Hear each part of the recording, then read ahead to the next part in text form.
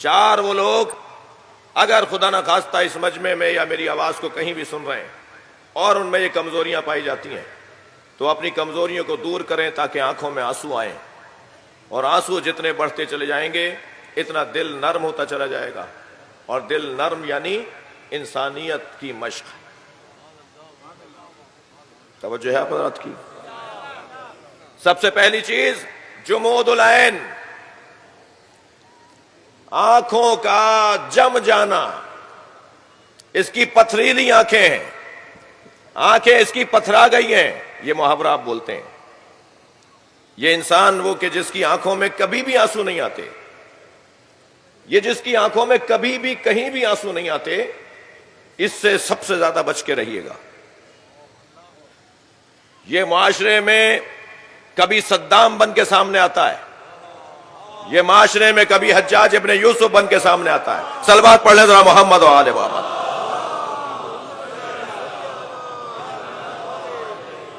جمود العین، آنکھوں کا پتھرا جانا، آنکھوں کا پتھر کی آنکھیں ہو جانا، جی یہ اس کے پیچھے نسلاً اور سلباً کوئی خرابیاں ہیں۔ آپ چلے جائیے ایسے افراد کی تحقیق کے اندر کہ جن کے اندر یہ کیفیت پائی جاتی ہے، ان کے نسل کا کوئی مسئلہ ہوتا ہے، ان کے سلب کا کوئی مسئلہ ہوتا ہے۔ دوسرا قسوۃ القلب، دل کا سخت ہونا، جس کا دل سخت ہوتا ہے۔ یہ حدیث سنا رہا ہوں میں، علامات الشقاء، حدیث کے جملے سن رہے ہیں، علامات الشقاء، شقی ہونے کی 4 نشانیاں۔ ذرا صلوات پڑھیں محمد و آل محمد۔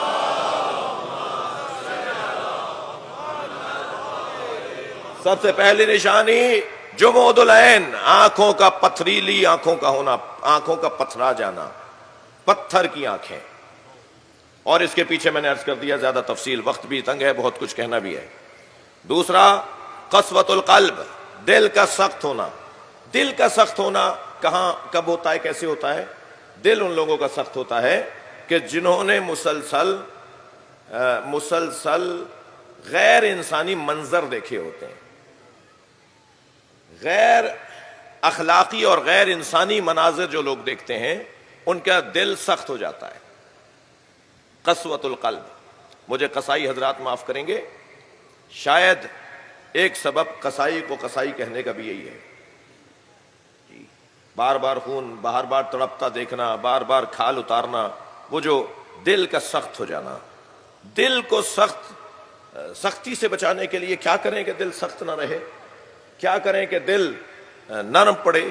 اس کے لیے پھر ایسے لوگوں سے دوستی کی جائے کہ جن کے دل نرم ہیں۔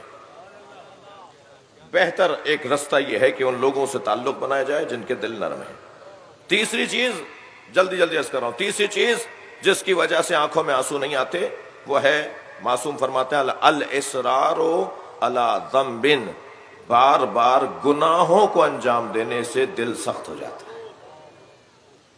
گناہوں کی تکرار، اصرار علی الذنب۔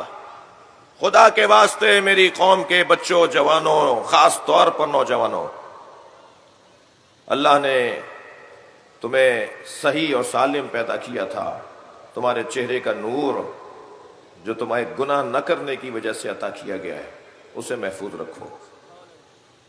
خاص طور پر تنہائی کا گناہ۔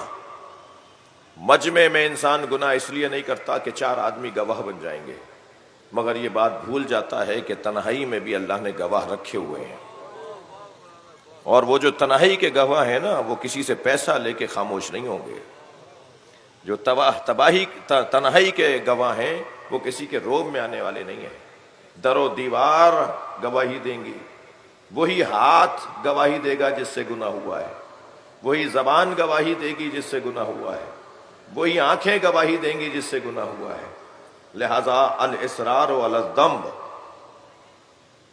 عزیزو، مجھے ایک محبت بھرا جملہ کہنے دیجئے۔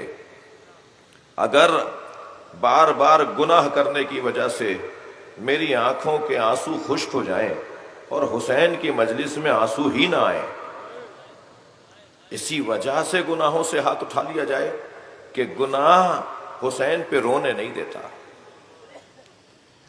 کثرت سے گناہ کرنے والا پھر حسین پہ رونے کے قابل نہیں رہتا، اور جو حسین پہ رونے کے قابل نہ رہے تو یہ تو ایک قطرہ اشک ہے جس کی وجہ سے اللہ ہزاروں گناہ معاف کر دے گا۔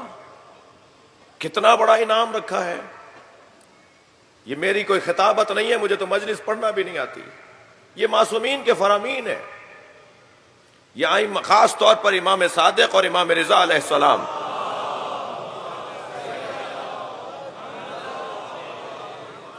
امام حسین پہ رونے والوں کے لیے خاص اہتمام فرماتے ہیں، اور جب آپ اونچی آواز میں رو رہے ہوتے ہیں تو میرے مولا صادق دونوں ہاتھوں کو اٹھا کر دعا کرتے ہیں، یا اللہ یہ ہمارے امر کو زندہ کر رہے ہیں۔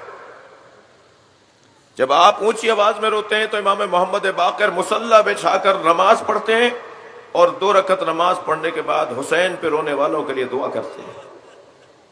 اتنی بڑی شہادت۔ مولا رضا کی خدمت میں جب چاہنے والا آتا ہے تو ایک سرد آہ بھر کر، ایک ٹھنڈی سانس لے کر کہتے ہیں، تم حسین پہ روتے ہو؟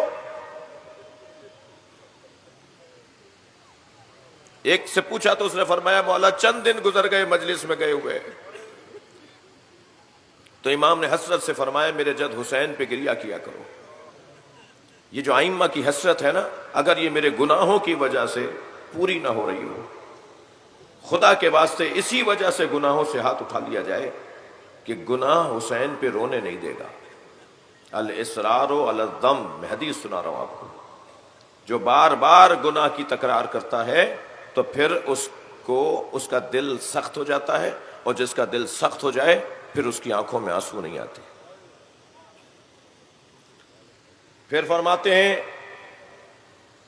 کہ جس کا دل سخت ہو اس کی ایک نشانی یہ ہے کہ الاصرار علی طلب الدنیا، یہ بھی لے لوں، وہ بھی لے لوں، یہ بھی کھا لوں، وہ بھی کھا لوں، یہ گاڑی ہے تو اور لے لوں، وہ بنگلہ بنایا تو اور لے لوں، 4 پلاٹ ہے 5واں بھی لے لوں۔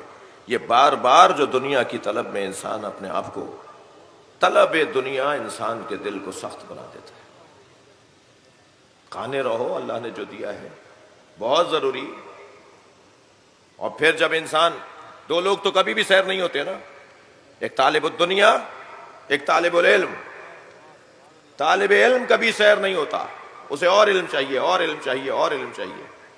اور ایک طالب دنیا کبھی سیر نہیں ہوتا، لیکن جو دنیا کی دوڑ میں لگا رہے۔ اللہ اکبر۔ ایک شخص نے آ کر میرے مولا امام جعفر صادق علیہ السلام سے کہا، مولا میرا اتنا کاروبار پھیل چکا ہے، میرے پاس اتنی دولت ہے، فلاں کام بھی شروع کرنا چاہتا ہوں، فرمائیں مجھے اجازت ہے کروں؟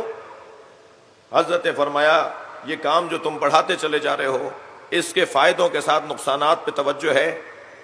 تھوڑی دیر خاموش رہا، کہنے لگا استخارہ دیکھ دیجئے۔ حضرت نے استخارہ دیکھ دیا، استخارہ منع آیا۔ حضرت نے فرمایا نہیں کرو یہ کام، اپنے کام کو بڑھاؤ نہیں، جتنے ہو جتنا حاصل کر لیا اسی پر کافی، اکتفا کرو۔ اٹھ کر گیا، کچھ دیر بعد سوچا، کچھ لوگوں سے مشورہ کیا تو نظر آیا کہ جی فائدہ تو بہت ہے، اور آخر استخارے کے خلاف وہ کام شروع بھی کر دیا، اور بڑا کمایا، بڑا فائدہ، بڑے پیسے، بڑی دولت بنائی، بڑی دنیا بنا لی۔